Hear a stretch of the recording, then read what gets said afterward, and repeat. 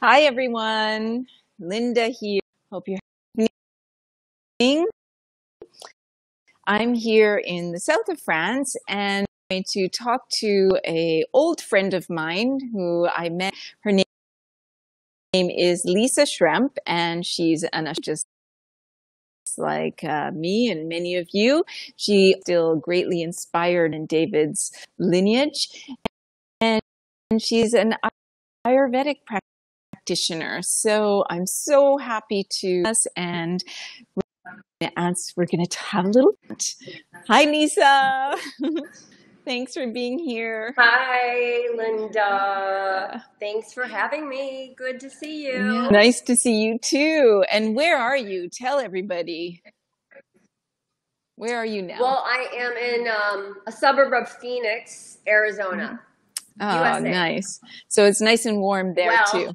It is pleasant at many times of the year, but right now we've had this incredible heat wave. So It's been like anywhere from 110 to 117 for about 3 months.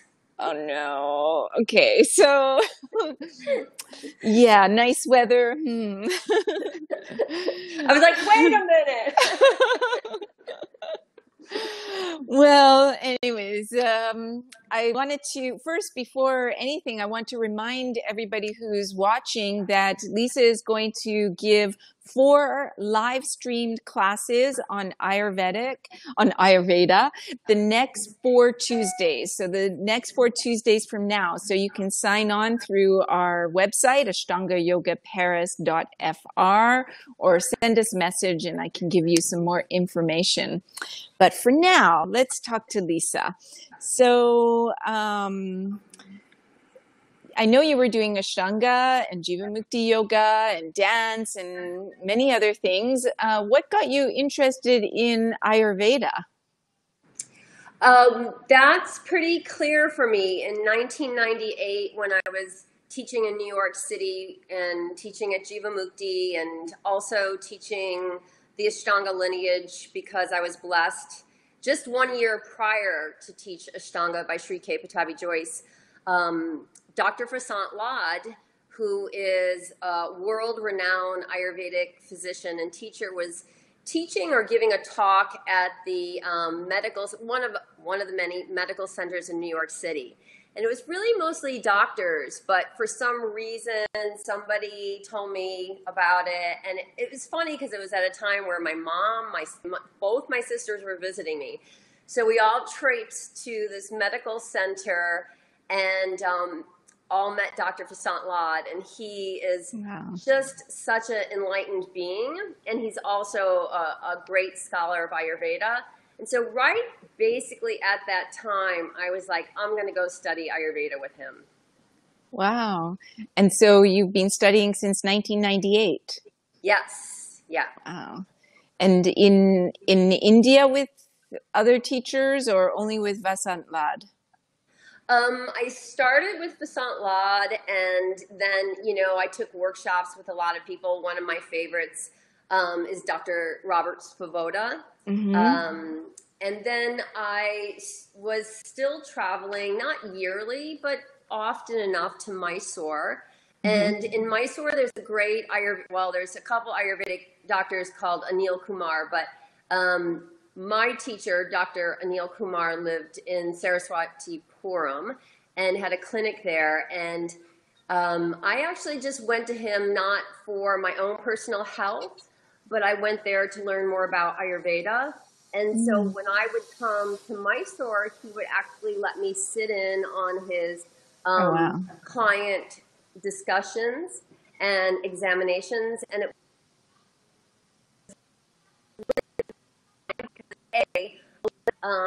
but I got such a feeling of love and care and generosity from Dr. Kumar that it was just like, oh, this is what a healer is like. This is what a real doctor is like. And I know, like, I'm really appreciative to doctors who are just trying to see as many patients as possible.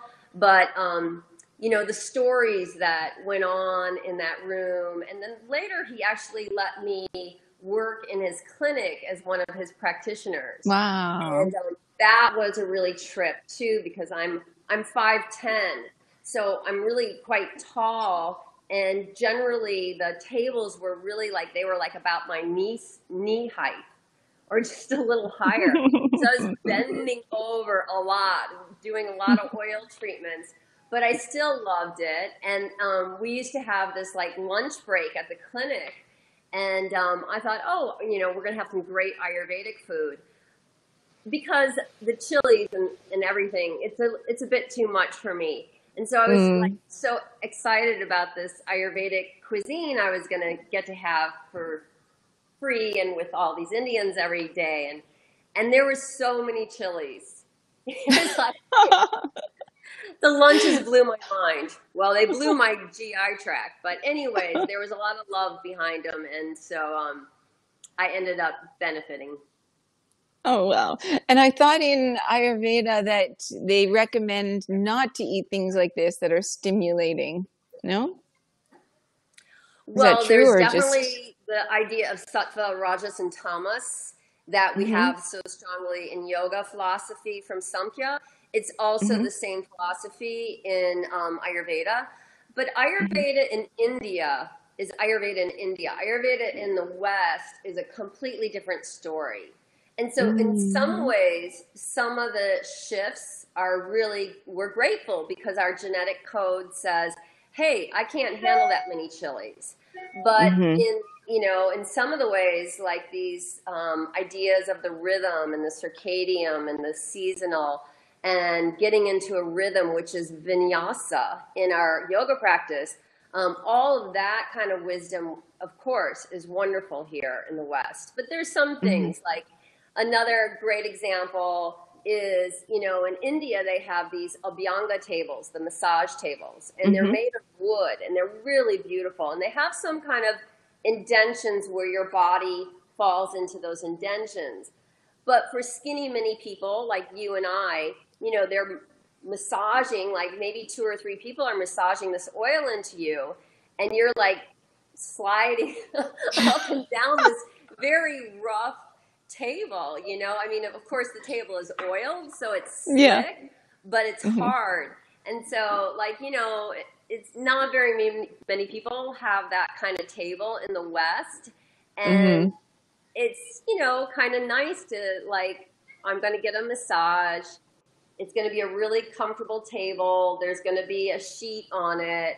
And so we have a lot of laundry problems, though. Yeah, that's for sure. And I also was like curious, for now we're at the end of summer, even if it's very hot where you are, it's still kind of hot. We're having a second wave of summer, even in France as well. But we're still on our way towards fall. Are there some suggestions you would give us to maybe how we change our diet, change our practice, our sleep rhythm, anything that you could suggest that we tune into for ourselves? Exactly. The thing to tune into is nature. Ayurveda is this holism that doesn't separate us from our environment. So that which is the smallest, the microcosm, is seen in the macrocosm. So that at this juncture, or joint, or sandhi between summer and fall, everything, of course, is always in change, but now even more so. And fall is seen as the season of vata, or the season of wind, right? So vata dosha controls wind in our bodies as movement, as speech, as bodily production, health, that's controlled by vata dosha. So when the wind is going to rise up in September 22nd is the equinox. So that's really kind of, even though we're all in different habitats and things are happening slightly different, that's kind of like the fall equinox. So starting to become more immersed in what we see that's changing around us. So things are getting brown, like all the green foliage is losing its succulence, maybe. Mm-hmm. Those leaves are turning kind of orange or red and then finally brown. Fall has arrived. And then what happens is the wind, as we all know, kind of comes through the tree and those brown leaves just fall. So it's a time of thinning, of browning, drying, and thinning. And so if you're a kapha predominant person, which means you have a lot of earth and water and you're a bit heavier and you can get stuck easily, this seasonal change is really a positive one for you, because the dryness and the movement kind of makes kapha predominant feel more enthusiastic. But if you're vata, you have to really be careful for the dry quality. And so when we have to be careful for a dry quality, it means do the opposite in Ayurveda. Introduce something that's opposite that what is really present. Like you could get dry eyes, you could get dry hair, you could get dry skin, you could get your orifices could get dry, which is really uncomfortable. So lubrication and like demulcents are really important for the vata predominant person, or the person that really experiences change intensely. Like that might indicate you're vata predominant. And then the third dosha is Pitta dosha. Pitta is responsible for all of our transformations. So it's heat. Like how do we transform? We cook something. Whether we're cooking an apple or we're cooking a thought, there's this heat going on in our bodies and our minds. It's chemicals, right? So we're coming out of summer, I hope, even in here in Arizona. And so that heat, if we haven't kind of gotten some of that heat out of our system, and then we add the dry from the fall, what we could experience is the forest fires. So I don't know how Europe is, but I know in America, we're having the worst fire season I since saw we that. can remember. So that's nature. So how are we going to utilize that information and take care of ourselves? Does that make sense? Yeah. And I guess because that's one of the topics you're going to have for your classes next Tuesday. So I guess you'll get even more specific, because for me, I'm Vata Pitta, which you told me many, many years ago. I don't know if you remember, but you're the first person that did my doshas for me. And so then when I hear that, I'm like, okay, so how do I deal with that? But I guess you can. The cool thing about Ayurveda is you don't have to get trapped into the Vata Pitta Kapha. You know, it's great to learn that, and if you have a lot of free time and you study it, it becomes clear quite easily. But really what I was talking about, the dry quality or the hot quality, or kaphas might have a sense of stable or heavy quality. So if you just kind of say, well, what am I feeling too much of? Then you balance with the opposite. And so that's kind of like a really basic way that you don't have to know Ayurveda or the doshas to understand how it's helpful to see what is arising in your mind, in your constitution, and possibly in nature around you at the same time. And then you know, the antidotes are kind of antagonistic to that quality. Okay. Yeah. Basically, I feel like most of the time, not all the time, that if I listen to my body really deeply, then I feel like I know exactly what to do for myself, like what is right for me. It's only when my mind goes off and I'm spinning into, you know, worries or anxiety or certain emotional situations that I feel like then I go grasping for things that actually don't make me feel balanced. But if I can be calm, have a steady yoga practice, this kind of thing, then I feel like what you said is true, that it's like, oh, I'm feeling a little heavier. Maybe I need to balance this out with, whether it's my diet or releasing things from my mind or, different things like this. But yes, because you're a yogi. And so anybody who has a good yoga practice, which means they can enter into themselves on deeper and deeper levels, will understand the nature of reality, right? And so the nature of reality, Samkhya says, is Purusha, which is consciousness, and Prakriti, which is matter or form. Sometimes seen as male and female, sometimes seen as Ha and Pa, sometimes seen as sun and moon. So that whole nature is balanced, and the building blocks of the Prakriti is the 5 elements.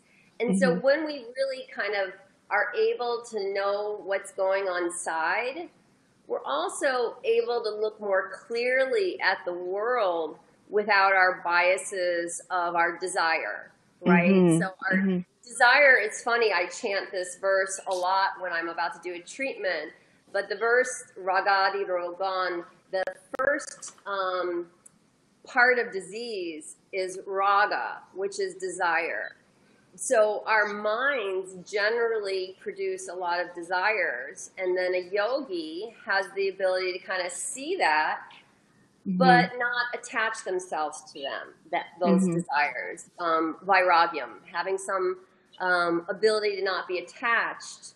Even though, yeah, sure, you might say, I still have the desire, but if I don't get what I want, I'm happy. And so that's what yoga is, right? And so that is the same philosophy in Ayurveda. And the part of ourselves which is really tangible is made up of those 5 elements, which is the same thing as the macrocosm, things in nature which are tangible, like a tree has a lot of earth element. And, for our bodies, just because you can see me, I can see you, even through this internet experience, we have to have earth element, or else you wouldn't really be able to see something sit still. Like a table has a lot of earth elements. Yeah. Interesting. So one of the students who signed up for all the classes, she had a few questions for you. So, and she's also an Ashtangi. So I wanted to ask you this. So she says that as a Vata person, I heard that Ashtanga yoga is not the best yoga, as it is very dynamic, very demanding. How can we still practice but respect our dosha? Should we stay longer in poses? Should we practice less in the week? And you're an Ashtangi too. Yeah, that is such probably the most important question if you follow both Ayurveda and Ashtanga yoga, especially if you're Vata. So it's such a important question, and it's one that I've been kind of researching my whole career in Ayurveda, because I started the Ayurveda after the Ashtanga, and many teachers that I would study with would say, oh, you're Vata, you should not do Ashtanga yoga. But generally, what I've found and what I feel like I'm proving to myself at 55 and still practicing first series, sometimes second series, and sometimes I do a little bit of third series, is that actually there are these foundational aspects of Ashtanga yoga that are wonderful for Vata dosha. And the most important thing is Vinyasa. Vinyasa is all about you're doing one. And most of Ashtanga is that. I mean, of course, there's the asanas, and we hold them for 5 to at the most 25 breaths. But really, what are we doing when we do vinyasa? We're being in the present moment. And being in the present moment, well, it pacifies all doshas, but specifically Vata dosha, because Vata has the quality of mobility. And so taking that quality, which they're natural, Vatas are natural movers, and making the vinyasa practice applied to that makes the practitioner experience their prana, which is graceful. It's the flow of the universe. And in a more universal term, we could use the word anila, which means the cosmic pulsation. And so Vata predominant people, we don't like to sit still. You know, sitting still is like a prison for Vata. So to take that quality of mobile and to make it graceful with vinyasa practice is so fantastic and so balancing for Vata. Another element of specifically the first series, which is called Yoga Chikitsa, which is an Ayurvedic terminology for doing whatever you need to do to stay calm, right? That's the name of the first series. So in the first series, what do? We're doing so many forward bends, right? And we're adjusting our pelvis, and we're moving our hips, and we're moving the main area of Vata dosha, which is the pelvis. It's the thighs, it's the colon, it's the low back. And so when we do the first series, actually, we're sending so much healing energy into that area. So those are two ways that it's really, really actually powerful. The things that your student brought up are excellent. Like the idea, like, should I do less? Well, maybe. You know, what we always have to do is we have to feel the rhythm. And if we're not feeling the rhythm, if we're feeling like the aggravation, the push, the muscle, the discomfort, that's a really important, those are such important signals to say, hey, I got to slow down, I got to back up, I got to stick with my breath, and maybe not push so hard. So Vata pushes, prana flows. Oh, I love that. Yeah. Oh, cool. Yeah, that makes sense. And being Vata Pitta, I notice also standing positions. They're very grounding for me. They help me not fly away too much. And it's interesting what you said about the pelvis, because even in the standing positions, all the different ways to position the pelvis. Yeah, the standing poses are so good, really, for everybody. Because as we age, what happens is age really affects our spinal column. And even when we're young, how many people come to yoga just because of a backache? Yeah. So for me, the standing poses, I want to do them every time I practice. Yeah, because exactly. They support the spine and the strength of the legs, the muscles, and how they wrap around those bones supports the spinal column as well. And so if I guess, there is this tradition in the third series, when you're just doing the whole third series, is you just practice Surya Namaskar and then you start third series. And I'm glad I've never gotten to that point, because I feel like the standing poses are just our basic nourishment in yoga. Yeah, they're foundational.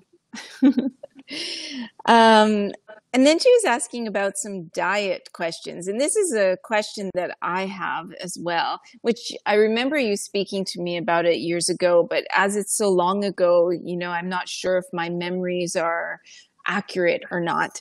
But about vegetarianism, because sometimes in Ayurveda they say that if we're for certain doshas, or if we're sick, that we should be eating meat. And yeah, and I do remember there's been, I think you and another person told me, for instance, that I should be eating meat.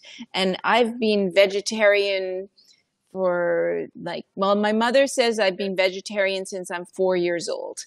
But then they made me sit at the table eating it for a few more years. But the last time I ate meat, I was like 11, maybe 12 years old. And so I'm 52.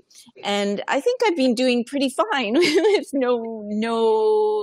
very few animal products. In fact, I'm not completely vegan, but really very, very close to being vegan. And so when I hear that, it's kind of like, it kind of irks me a little bit. And so she's asking, what is your opinion on meat, as it is known to be inflammatory and bad for the planet and for the animals? Same for dairy, for inflammation, as ghee and milk are royal food in Ayurveda. What do you say? Well, that's another super fantastic hot topic right now. Mm-hmm. I apologize, Linda. I don't remember I said that, but I was probably in the fervor of my initiation into Ayurveda. It's not that I believe in no animal products at this time of my life, but the difference between yoga and Ayurveda, yoga is always going to say ahimsa is the first principle, which is do no violence. Or, in reality, do as little violence as you can manage your body, right? Whereas in Ayurveda, the focus is more like take care of your body in a wholesome, nourishing way that's going to make you feel strong so that you can complete your karmas or your dharma in this life. And then you can get liberated. So the thing in Ayurveda, traditionally, yes, especially for people who are emaciated, they're coming out of convalescence.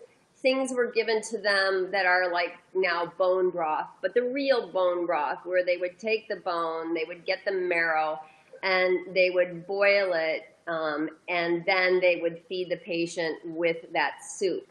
And that was very good for lubrication. It was very good for protein. It was very good for nourishment.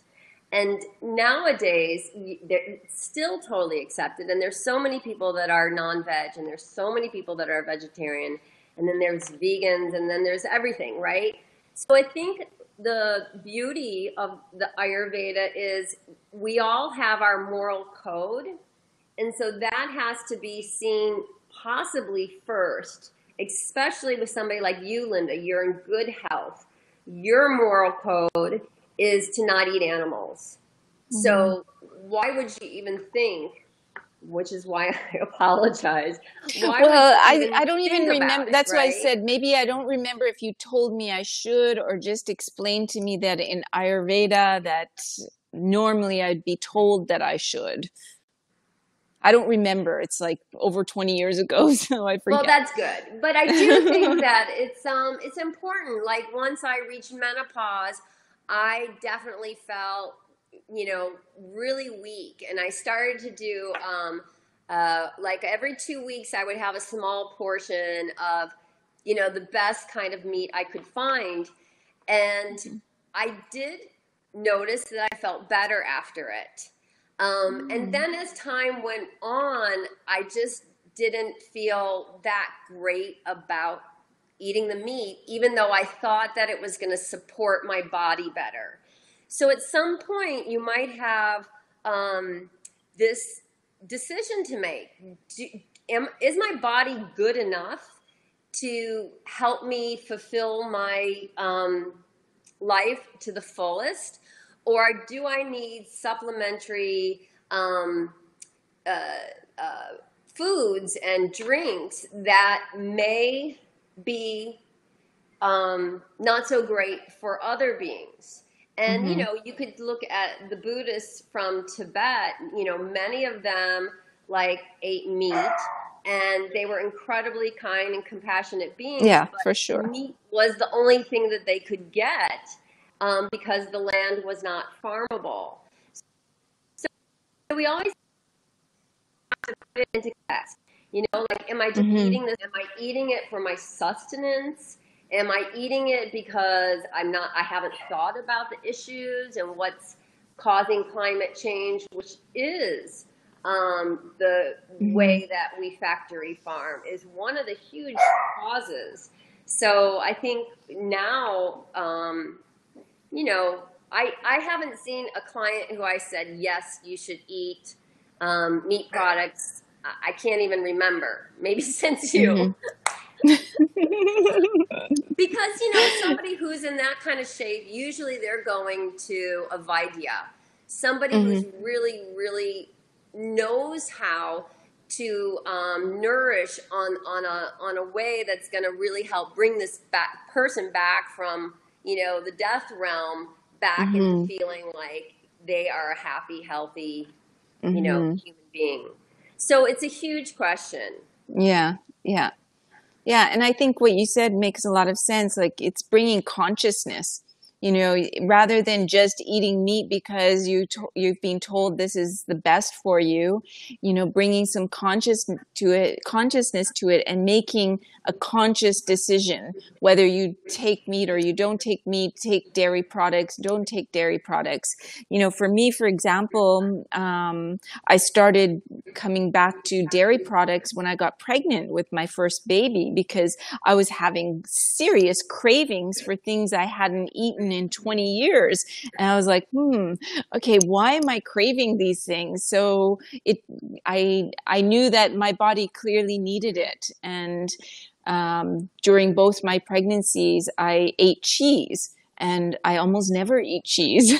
So, you know, but during both pregnancies, I really needed it. And like you said, well, it was really important for me to keep my own health, so that my babies would be healthy. So I needed to do that.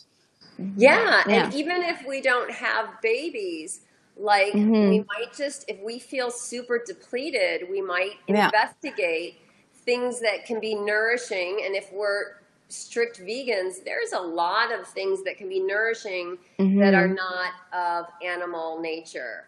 Yeah, I worked at a spa with a wonderful vegan man, and he did everything Ayurvedically vegan.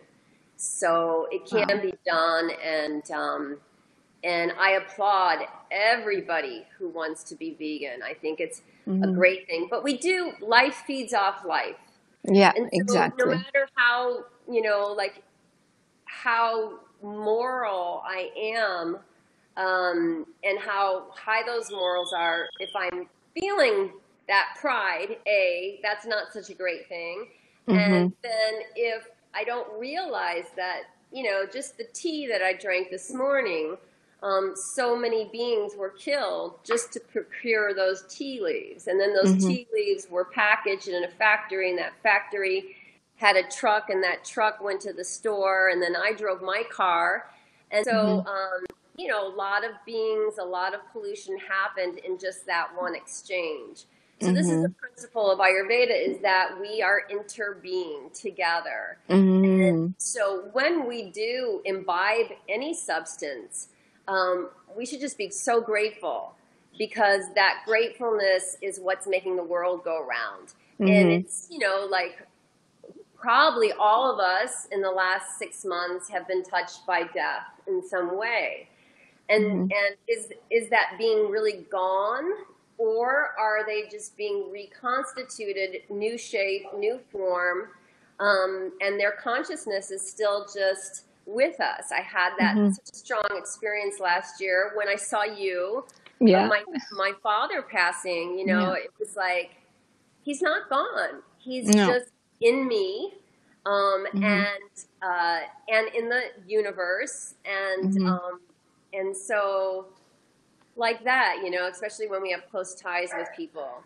Yeah, I agree. Let's see. Maybe we can ask one last question. Oh, for sure. Yeah. Okay. So let's see which one, because there's a few here that are pretty good. What are the similarities between Ayurveda and yoga? And she's asking especially Kriya Yoga. Is that a good question? Great Or is that too question, much? too. I love these questions. We could do this all day long. Okay, sometimes I get a little bit off track, so you just have to pull me back, Linda, if I do. Okay. So yoga, we could think of the text Hatha Yoga Pradipika. So in the Hatha Yoga Pradipika, they have the whole first chapter is Kriya Yoga, the 6 Shat Kriyas. And in Ayurveda, we could think of the Kriya time really as the morning time. Because in the morning when we wake up, we have been collecting kind of a scum from our detox. Because when we sleep, and we sleep well, we detox both our brain and our bodies. So there's this cleansing time right when we wake up. And in the Hatha Yoga, there's this major importance about doing some of these kriyas that are appropriate for you, that you've learned from a teacher, and that you're doing appropriately. And why do we cleanse? Because there's toxins, and there's buildup, and there's ama, which is toxic, morbid, undigested stuff, and we have it in our thoughts, we have it in our body. And so when we want to have some kind of realization in Hatha Yoga, we want to balance the sun and moon and feel the reality of our soul, we have to cleanse out some of that junk. It's like clouds in the sky. So in that way, it's so beautiful, because the very most important part of the day in Ayurveda is seen as morning time. And it's when we cleanse, it's when we do our asanas, it's when we do our meditation, it's when we kind of prepare for our day in the most kind of spiritual and healthy way possible. And so those two are such great similarities. Wow. Oh, it's so inspiring to hear you speak about all this again. It's beautiful. Thank you. So maybe I just let everybody know the topics for the next 4 weeks. Yeah? Sure. Okay. So next Tuesday, the topic is a daily fall routine. Then after that, Isn't there an intro next week? Oh, yes. Sorry, I skipped that. I'm looking at my computer here. Intro to Ayurveda. Thank you for correcting me. The Science of Longevity. Great name. And then the daily routine. And then after that, it's diet and digestion. And the last is Ashtanga yoga practice with attention to the qualities of fall. Yes. So I'm totally looking forward to all those. And the first one next week is going to be more the science of Ayurveda, but it's kind of good if you can come to that one, because then I'm going to keep filling it in and filling it in. Each class you're going to kind of keep coming back to what Ayurveda is. At the same time, you're going to be learning about what should I do at this part of the day? What should I do at that part of the day? And what kind of foods are good for me? And I'm going to mostly kind of make it more general, but also have these elements of maybe Pitta predominant person would do this slightly different. Okay. Yeah. And maybe if Americans are allowed to come back to France again, maybe we'll get you here in person one of these days. That would be so great. Paris is just such a beautiful place. And, it is. I love being there, and I've always had such a great welcoming feeling, even though I don't speak French, from French people. I lived in Paris for a year, and it was so great. So I hope so. Yeah. Well, let's hope everything gets a little better in our worlds. Yeah, we need healing. We need healing, that's for sure. Yeah, definitely. Any kind of last tip, it just came to my mind on how to deal with this pandemic and the anxiety it costs. And, actually I thought that maybe my son, he had a fever, and we were like, we need to go and get a test. And fortunately, we just found out today that no, he doesn't have anything. But it's amazing how, like my kids, they're 13 and 15. They get fevers all the time, and it's the first time that he got a fever for a few hours, and then the mind starts spinning and spinning onto all this. Any last minute advice on how to deal with this big world change? Well, I think that we could all do a lot of things, but really sticking to our practice and really just making sure that we do it and that we do it nicely. Mm-hmm. I feel like I've put myself into some dangerous positions throughout my life. Mm-hmm. And I feel like, thank goodness I had the yoga practice, because I just feel like it really gives you a shield of protection. And mm-hmm. I don't take that lightly at all. I feel, the asanas, the pranayama, the meditation, the kriyas, the mantras, all those things interject whenever you can. And, also have the feeling that, hey, if I do get sick, hopefully I'll get better. Mm-hmm. That. I don't think we should think can't get sick, because mm-hmm. that's such an obstruction of prana. Mm-hmm. I'm going to do everything I can do to protect myself, my family, my loved ones, the greater community at large. But that fear element, I have to really feel give in to if I get sick, I'll get sick, and this is mm-hmm. what I'll do. Which is funny, because that just reminds me that's what I used to always do when I would go to India. I would always say, well, I'll probably get sick and I'll probably get better. Mm-hmm. Exactly. Great. Perfect words. Well, thank you, Lisa. Thank you. It's so great to see you. Yeah, it's really great to see you too. Namaste. Yeah. Thanks for inviting me. I hope everybody does stay healthy and safe and whole. Yeah. And another thing even if you don't come to the classes, just really be aware of your environment and take heed. Take heed. Mm-hmm. The environment is always giving us the answers about what to do next. Mm-hmm. So if we just listen, we're such good talkers and creators, but mm-hmm. the practice of listening. Yeah, deep listening. That's one of my personal mantras from Thich Nhat Hanh, deep listening. Oh, I love him. Yeah, me too. Okay, so I see you next Tuesday. Okay. And thanks, Chantel, who's behind the scenes. Chantel's been helping us a lot. Lisa and I could not do this without Chantel. Okay, thanks. Namaste, everyone. Namaste.